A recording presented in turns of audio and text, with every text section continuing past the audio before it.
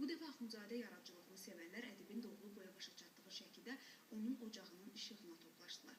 Qonaqlar arasında Mədəniyyət və Turizm Nazirliyi, Milli Elmlər Akademiyası, dövlət qurumları və səfirliklərin nümayəndələri, Milli Məclisin üzvləri, Respublikanın tanınmış ziyalıları, elm xadimləri var idi. Yubiley tədbiri Axundzadənin ev muzeyinin açılışı ilə başladı. Şəki Yuxarıbaş Dövlət Tarix Memarlıq Qoruğunun ərazisində yerləşən bu ev 18-ci əsrə aiddir. Dövlət tərəfindən qorunan tikili 1940-cı ildə muzey kimi fəaliyyət göstərir. 2 otaq və 1 eyvandan ibarət olan ev qədimliyini qoruyub saxlamaq şərti ilə bərpa olunub. Ekspozisiya zalında Mirzə Fətəli Axundzadəyə aid 300-ə yaxın eksponat nümayiş olunur. Bu ev muzeyində olan əşyalar hamısı Mirzə Fətəli Axundzadədən xəbər verir. Onun yaradıcılığından, həyatından xəbər verir. Və burada olan elə bir qiymətli əşyalar var ki, biz hər dəfə onlara baxanda elə bir Mirzə Fətəli Axundovun özünün nəfəsini, özünün qələmini orada hiss edirik.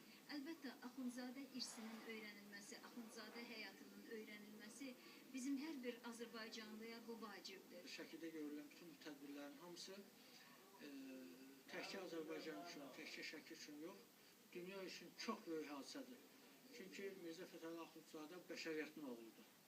Amma bəşəriyyətə Azərbaycan xalqının bəxş etdiyi dahi simadır və mənim üçün Mirzə Fətəli Axundzadə bizim tariximizin ən fəlakətli dövrünün dan uluzudur. Şəki şəhər İcra Hakimiyyətinin başçısı Elxan Usubov, böyük Azərbaycan mütəfəkkiri, milli dramaturgiyamızın banisi, ictimai xadim Mirzə Fətəli Axundzadənin anadan olmasının 200 illiyinin rayonda silsilə tədbirlərlə qeyd olunduğunu bildirdi. Mədəniyyət və Turizm Nazirinin birinci müavini Vaqif Əliyev, Milli Elmlər Akademiyasının prezidenti Akademik Mahmud Kərimov, vəkili Şəmsəddin Hacıyev, direktoru Nailə Vəlixanlı çıxış edərək Mirzə Fətəli Axundzadənin həyat və yaradıcılığından danışdılar. Açılış mərasimində Azərbaycanın əməkdar rəssamı Teymur Rızayevin Axundzadənin 200 illik yubileyinə yaratdığı portreti muzeyə hədiyyə olundu. Yubiley tədbiri çərçivəsində böyük ədibin adını daşıyan Mədəniyyət və İstirahət Parkında kitab bayramı təşkil olundu. İştirakçılar mütəfəkkirin parkda ucaldılan abidəsini ziyarət etdilər. Kitab bayramında çıxış edənlər Axundzadənin ədəbiyyatımızın inkişafında rolundan danışdılar. Şəki Musiqi Kollecinin tələbələri konsert proqramı ilə çıxış etdilər. Günel Əkbərova, Esmira Sultanova, Vüqar Mirzəyev, xəbərlər.